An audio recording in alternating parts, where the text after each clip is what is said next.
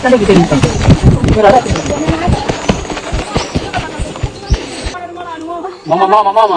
Nadi.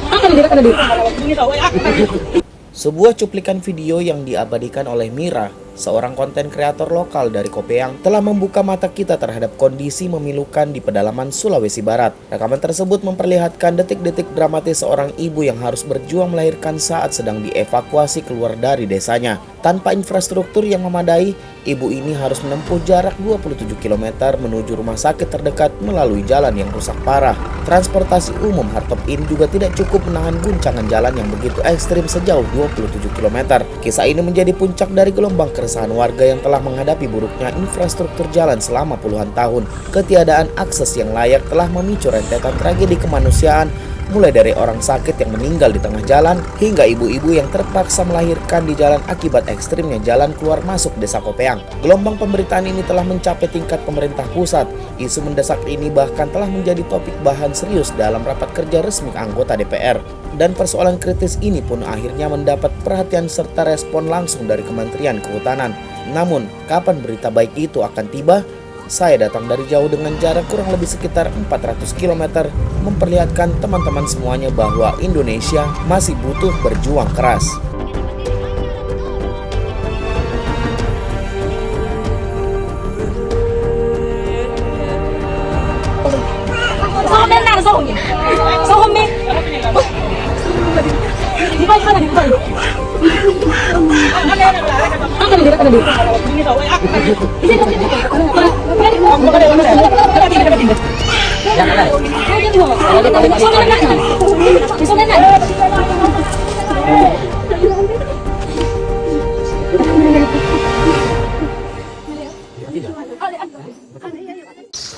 Nih ada satu mobil, gokil, luar biasa kotornya, naik sampai ke dalam-dalam. Gila. Ini ada kampung ya kita temuin, nggak jauh dari tempat peristirahatan kita. Masih ada kampung lah, masih ada beberapa kampung, cuman nggak tahu ada berapa kampung, kita lihat aja nanti.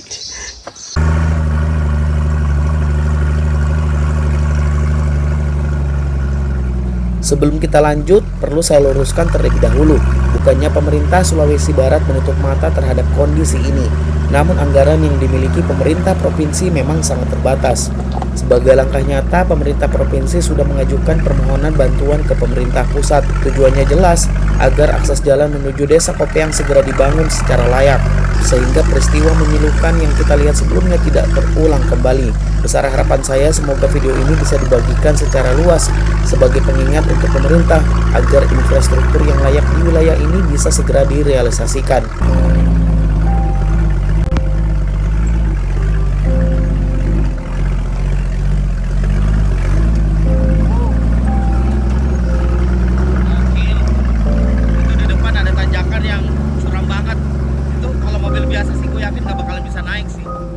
Ini ditahan guys, karena biasanya katanya giginya tuh bisa lepas sendiri. Oh, waspada, jaga-jaga. Waspada, jaga-jaga.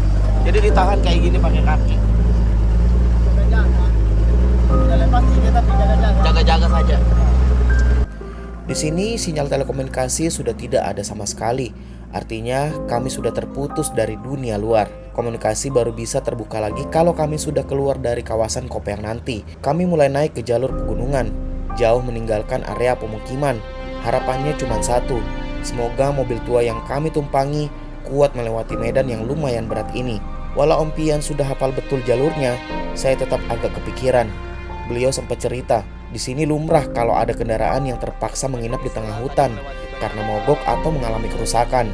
Dan benar saja, informasi yang kami terima sebelum naik ke Kopeang, ada kendaraan yang sudah berhari-hari rusak di tengah jalur.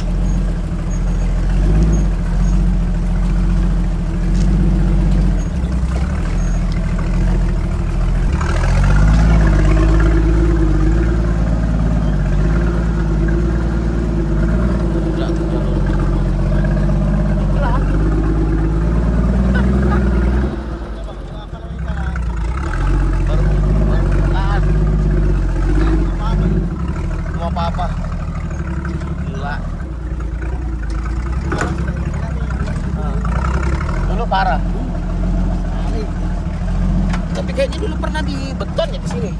Pernah, tapi rusak. Rusak lagi. Sudah lama sudah. Iya lama sekali. Ini ada bekas beton ya.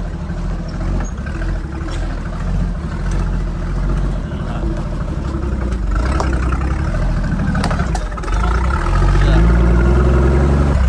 Sumpah jalurnya. Bener. Dan teman-teman harus tahu ini hanya permulaan. Ini belum ada apa-apanya.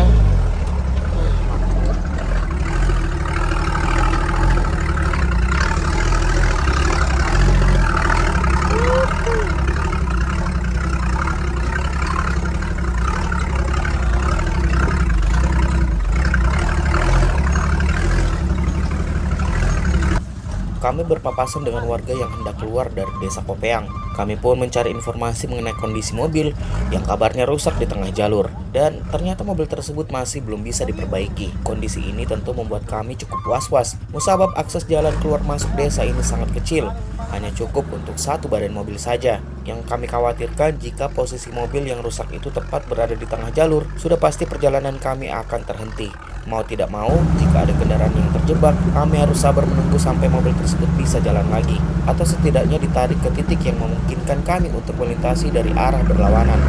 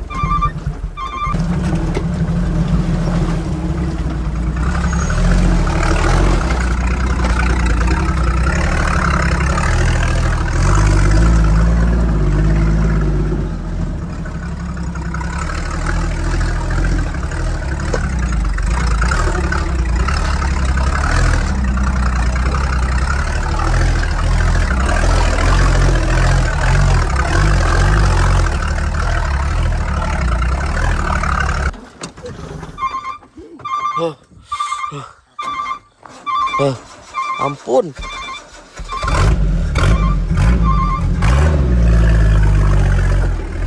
Jadi guys, setiap 1 kilometer kita mengecek kaki-kaki dan baut-bautnya karena perjalanannya memang luar biasa.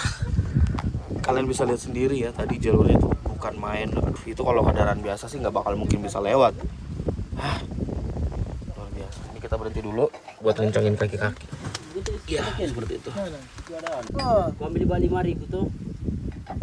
tarik 21 dong.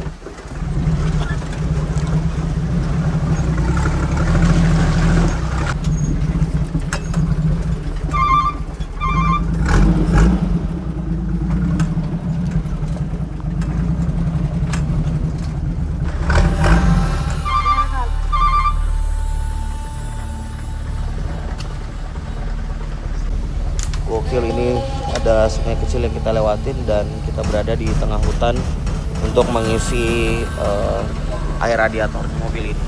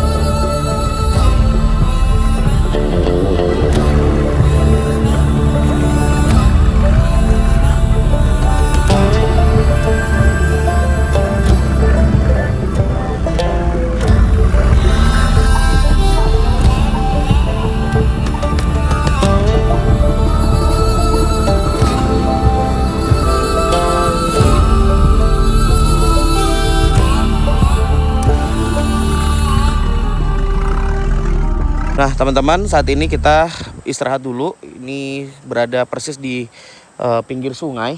Nah seperti ini. Nanti kita akan melewati sungai ini teman-teman. Tapi nggak tahu jalurnya, kayaknya masih di depan sana. Bersyukurnya sungai ini tidak meluap, jadi kita bisa melewatinya. Mudah-mudahan lancar dan tidak terjadi sesuatu apapun pada saat nanti kita menyeberangi sungai ini. Karena ini cukup beresiko kalau menyeberangi sungai ini kalau tidak tahu titik-titik yang bisa dilalui mobil ini.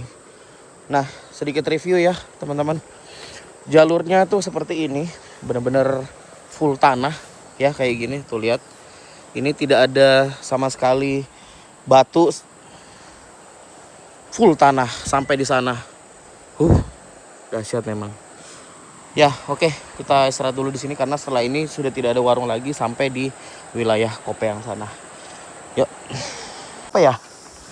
Ada kopi apa, Pak? ABC. Boleh deh, Pak. Nggak apa-apa. Ini satu-satunya warung di sini, di jalur ini. Bukanya sampai jam berapa? 24 jam. 24 jam. Pokoknya kalau ada yang lewat, Selama masih ada Mas Ibu. selama masih ada bapaknya, berarti masih bisa belanja gitu ya. Aduh. Udah lama Pak di sini, Pak? Ada puluhan tahun ada, Pak? 3 tahun.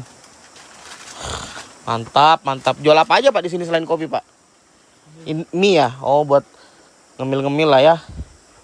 Nah, ini juga ada cemilan-cemilan gini, guys, kayak gini. Ada rokok juga ternyata. Tuh di situ. Berarti belanjanya seminggu sekali, Pak, di sini? Seminggu sekali. Hebat banget. Wow. Di sini tinggal sama keluarga, Pak? Oh, keluarga di sini. Ya. Oh, ternyata ada roti-rotian juga, teman-teman. Sama Pak Sulami. Dengan Bapak siapa, Pak? Ismail. Oke, ini warungnya sederhana banget tapi sangat membantu para pejalan kaki maupun penumpang-penumpang yang pengen ke wilayah Kopeang atau sekitar sinilah. Di sini mulai ekstrim jalannya. Setelah sungai. Ini naik. Lewat mana nanti kita? Oh, lewat sini. Oh, itu ada jalur ya? Oh, itu ya? Oh, astaga. Oh, di sana guys, teman-teman. Ternyata ini jalurnya nih, tuh. Yang akan kita lewati. Turunnya dari sana. Oh, mutar. Oh, jadi mutar dulu ke sana, habis itu ke sini lagi baru naik ke sana. Wah. The best. Nah, saatnya pemasangan rantai ban karena jalurnya mulai mengerikan di atas sana. Coba lihat. Oh, ini rantainya. Oh, cara pasang rantainya gitu. Kayak disarungin ya.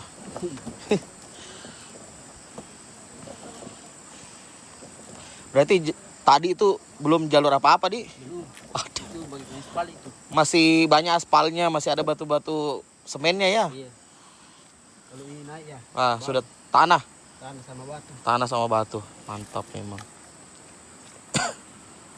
Jadi abangnya ini udah ahli banget dalam jalur ekstrim di wilayah sini ya. Wilayah apa sini, Kecamatan Tapalang ini ya? Betul? Masih Kecamatan Tapalang. Oh, masih Kecamatan Tapalang. Iya.